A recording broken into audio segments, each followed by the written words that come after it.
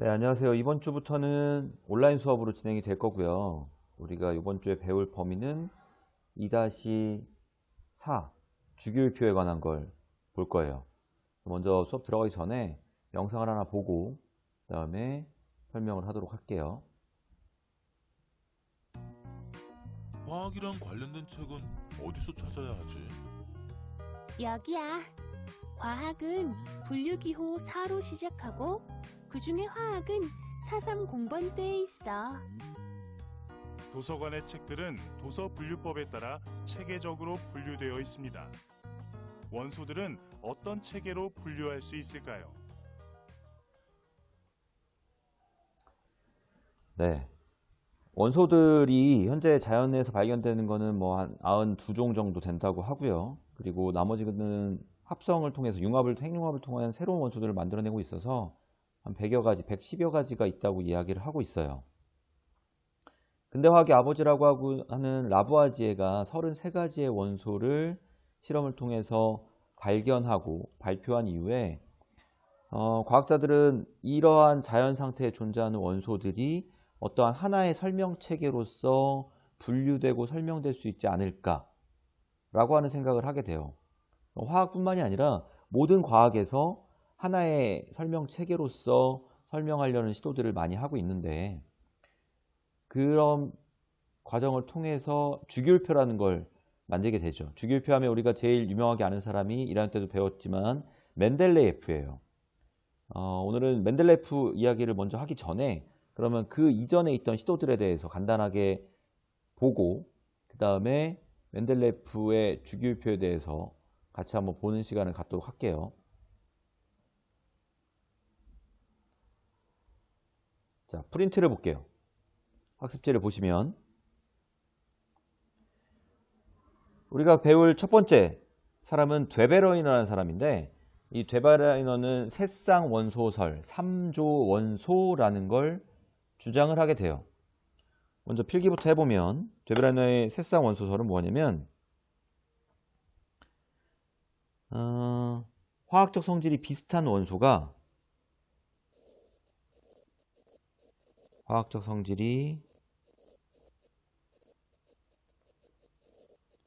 비슷한 원소가 3개씩 쌍을 지어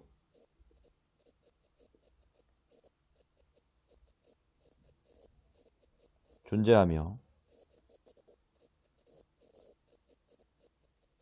가운데 원소의 성질이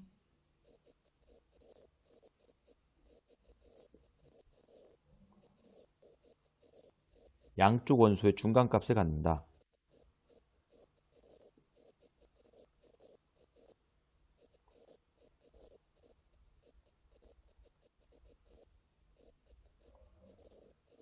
이런 주장을 해요. 그래서 묶었던 애들이 리튬, 나트륨, 칼륨, 칼슘, 브로민, 염소죠. 염소, 브로민, 아이오딘, 칼슘, 스트론튬, 바륨, 이런 애들이 있는데요.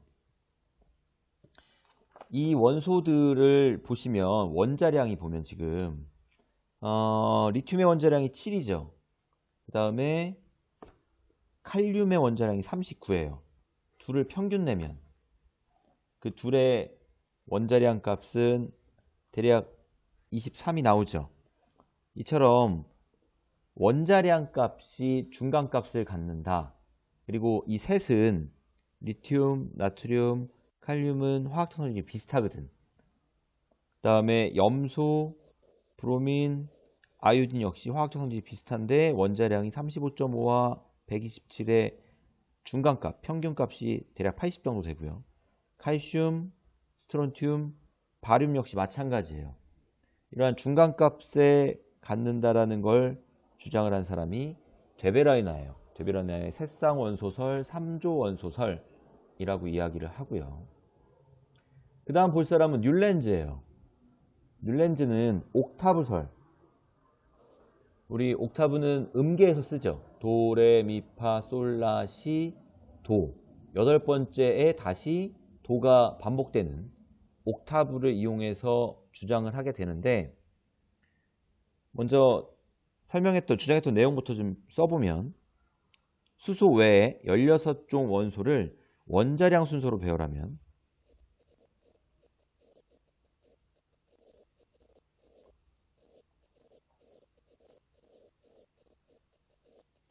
성질이 비슷한 원소가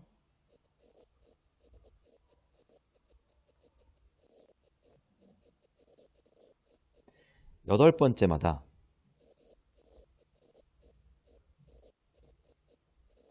나타난다는 주장.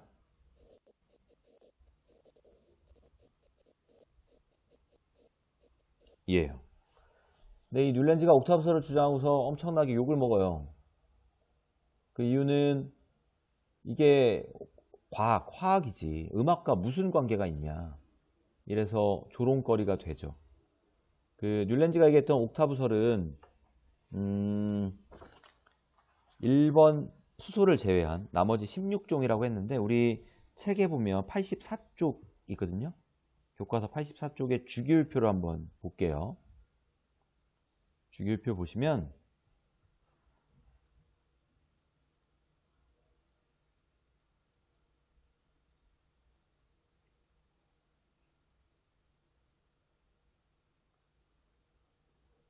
리튬부터 시작해서 리튬, 베릴륨 1, 2, 3, 4, 5, 6, 7 플로린, 그 다음 다시 나트륨, 여덟 번째 리튬과 성질이 비슷한 나트륨이 나온다.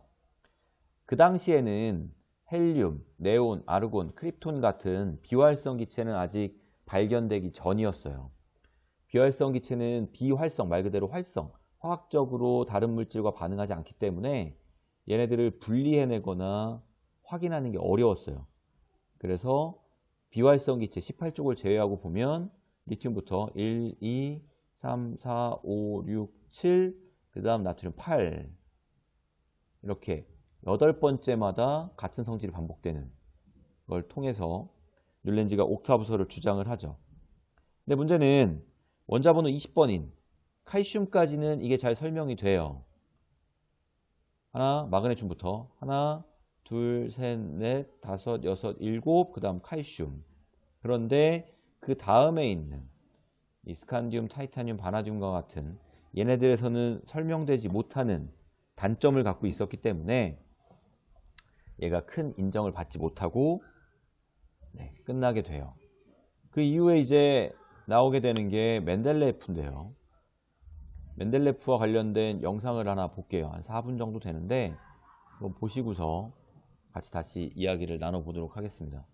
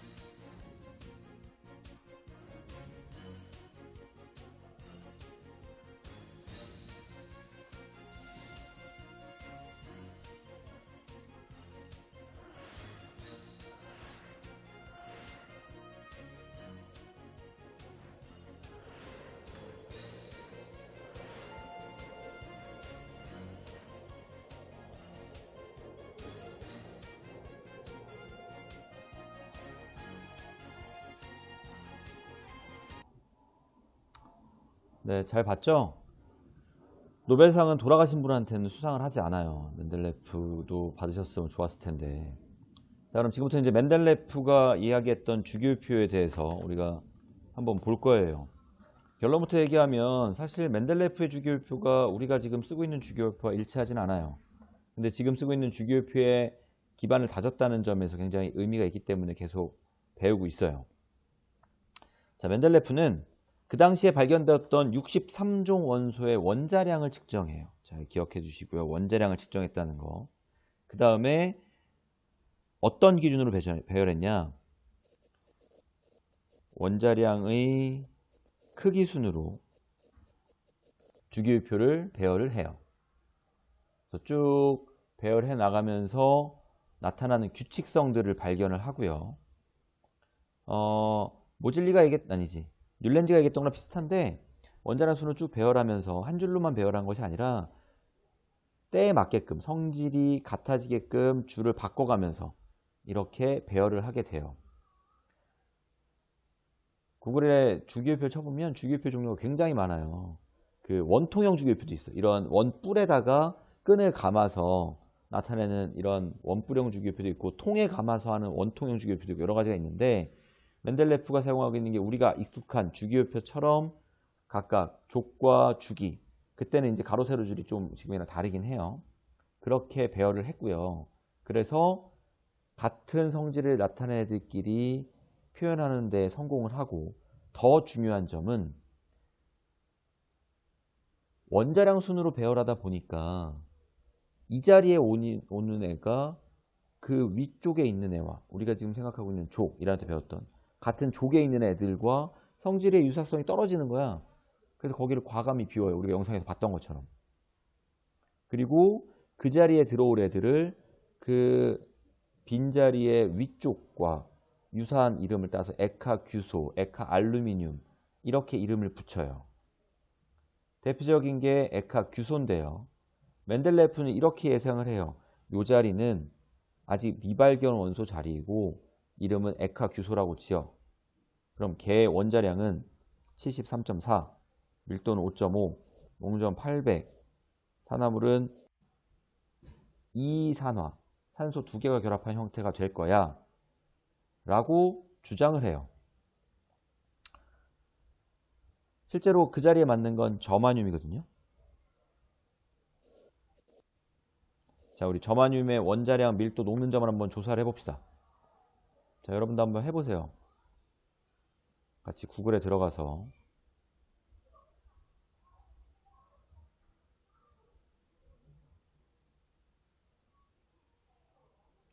구글에서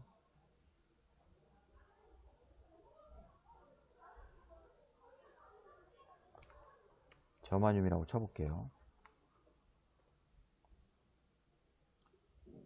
그러면 여기 나오네요. 저마늄이.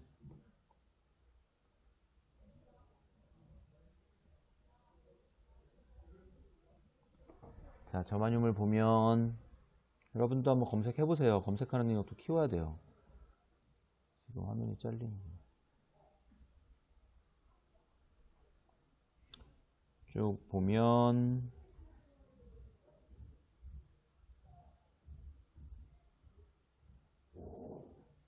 어디 있을까? 아래쪽 내려보면 여기 있네요. 일단 원자량은 원자량 네, 여기 있다. 원자량이 72.6이고요.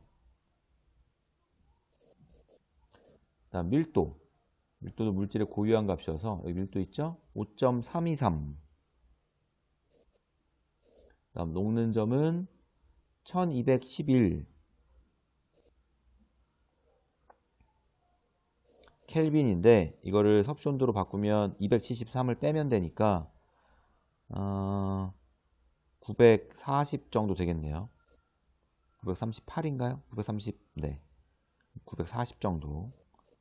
다음 산화물의 형태는 여기 보시면 산화물이 어디 나오지? 잠시만요. 얘가 산소 2개가 결합한 형태로 존재하는데 여기 나와 있는 게 없네요. 네, 산화물은 얘도 G2의 게르마늄에 저마늄에 산소가 2개 붙은 GeO2의 형태로 존재를 해요. 이처럼 멘델레프가 예측했던 것과 거의 유사한 값들을 갖는 걸 볼 수가 있죠. 이를 통해서 멘델레프가 사람들한테 인정을 받아요. 그 과학에서 굉장히 중요한 건 어떤 현상을 설명할 때 가설을 통해서 얘는 이러이러할 것이다 라고 주장하고 그걸 실험을 통해 입증하는 것도 중요하지만 또 하나 굉장히 중요하게 인정받는 방법은 예측하는 거예요. 가설, 이건 이럴 것이야. 그리고 쟤도 저럴 것이야. 앞으로 이런 게 있을 거야. 라는 예측을 통해서 그게 실험적으로 입증이 되면 그 가설이 성공을 한 것으로 인정받을 수 있어요. 멘델레프의 경우는 그래서 멘델레프의 주기율표가 인정을 받고 지금도 과학사적으로 굉장히 큰 의미를 갖는 이유가 바로 이거예요. 자, 그런데 얘기했듯이 멘델레프의 주기율표가 지금 우리가 사용하고 있는 주기율표와 정확히 일치하진 않아요. 그건 이제 근본적인 문제가 있었던 건데 멘델레프는 얘를 원자량 크기 순으로 배열했다고 했죠. 그걸 통해서 원소들의 성질의 규칙성을 찾으려고 노력을 했어요. 근데 우리가 지금 알고 있듯이 1학년 때 배웠듯이 원소의 성질은 뭐에 따라 결정되니? 그 원자가 갖고 있는 전자수와 양성자 수, 원자핵의 양성자 수에 의해서 결정이 돼. 대략적으로 양성자 수가 많을수록 질량이 커지는 건 맞아요. 그런데 간혹 중성자도 원자량을 결정하는 데 영향을 주다 보니까 원자 번호는 더 작은데 이게 양성자 개수는 더 적은데 질량은 더 큰 애가 존재하게 되는 거야. 자, 그래서 그걸 얘기했듯이 원자의 성질을 나타내는 양성자 수로 배열한 사람이 바로 모즐리예요. 굉장히 젊은 나이에 20대 때에 이 작업을 하게 되는데 모즐리가 바로 양성자 수 쓸게요. 순서대로 원자 번호를 정해요. 그전에는 원자량 순서로 정했거든. 근데 모즐리가 양성자 수 순서대로 원자 번호를 정함으로써 비로소 지금 우리가 사용하고 있는 주기율표와 같은 형태를 완성하게 돼요. 멘델레프의 주기율표와 모즐리 주기율표의 차이점은 원자량 크기 순이냐 양성자 수냐 이고 우리가 지금 양성자 수로 배열한 모즐리의 주기율표를 쓰는 이유는 이야기했듯이 원자 번호, 즉 양성자 수가 원자의 성질을 결정하기 때문에 원자 번호 순으로 배열한다 라고 생각하시면 돼요. 자, 그래서 마지막 여기까지만 보고 오늘 마무리할게요. 계속 주기율표 풀고 있는데 주기율이라는 건 뭐냐면 주기적으로 성질이 반복되는 율은 어떤 규칙 이런 거야. 주기율이라는 건 원소들을 원자량 순서로 배열하게 되면 또는 지금 하고 있는 것처럼 원자 번호 순으로 이거 바꿔놓읍시다. 원소들을 원자 번호 순으로 나열하면 화학적 성질이 비슷한 원소가 주기적으로 나타나는 것 이걸 주기율이라고 하고요. 그런 주기율이 나타나도록 작성한 표가 주기율표예요. 그래서 주기율표에서 족이 있고 주기가 있는데 족은 세로줄이에요. 1족부터 18족까지 있고요. 같은 족 원소는 화학적 성질이 비슷해요. 그 다음 가로줄이 주기예요. 1주기부터 7주기까지 있어요. 그래서 같은 주기의 원소는 원자 번호가 증가함에 따라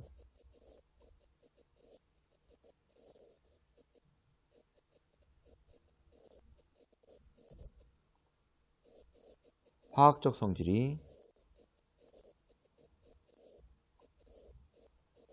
점차적으로 변해요.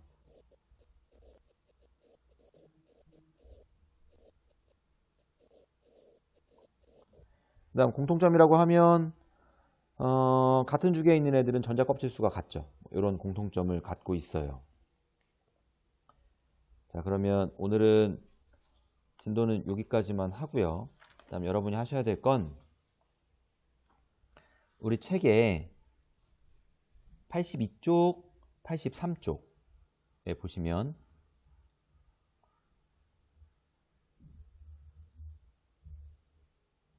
멘델레프와 모질리가 발표했던 주기율표의 특징을 원소 분류의 목적, 분류 방법, 의미와 제한점, 다음 주기율표 발표 시기와 당시 과학적 배경, 주기율표를 연구했던 계기 이런 것들이 들어가게끔 해서 자, 요 내용은 83쪽에 나와 있어요. 요 내용을 포함해서 82쪽에 한번 작성을 해 보시고요. 그 다음 마지막으로 화학에서 주기율표가 갖는 의미를 한 줄로 평가해 보자. 여기까지 작성을 해서 82쪽, 83쪽을 작성한 이후에 사진 촬영해서 선생님한테 보내시면 돼요. 보낼 때는 우리 오픈 채팅방 아직 들어있죠? 1대1 오픈 채팅방. 거기다가 올리시면 될 것 같아요. 자, 오늘은 여기까지 하고서 과제 보내고서 끝내도록 할게요. 과제 작성해서 보내세요.